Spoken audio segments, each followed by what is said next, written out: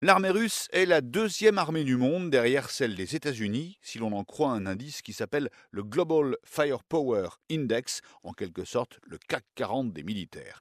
Son nom exact, c'est Forces armées de la Fédération de Russie, c'est l'héritière de la célèbre armée rouge de l'ex-URSS.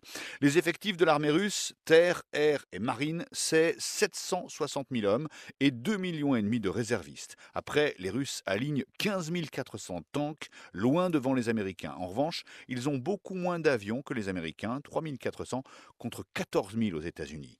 Enfin, la marine russe n'a qu'un porte-avions, mais 55 sous-marins. Actuellement, la Russie fait décoller ses dépenses militaires. Vladimir Poutine veut moderniser une armée qui avait perdu de son lustre depuis la chute de l'URSS. Alors, sur les 3 années 2014, 2015 et 2016, Moscou a prévu de faire grimper ses dépenses de 44%. Objectif, un budget de près de 100 milliards de dollars l'an prochain. D'ailleurs, en mai dernier, à Moscou, pour les 70 ans de la victoire sur l'Allemagne nazie, l'armée russe a présenté sa plus grande parade depuis la chute de l'URSS. On a pu y apercevoir un tout nouveau char d'assaut, Armata, et aussi des missiles intercontinentaux de plus de 50 tonnes. À ce propos, c'est la Russie qui possède aujourd'hui le plus gros arsenal nucléaire de la planète. L'armée russe, on le voit avec la Syrie, elle est présente dans plusieurs endroits du globe.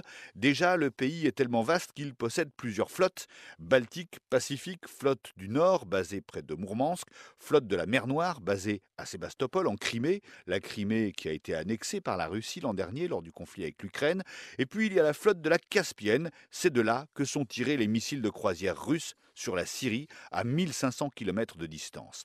Enfin, les bases militaires russes à l'étranger, en dehors de celles en Syrie, se trouvent toutes dans les républiques de l'ex-URSS.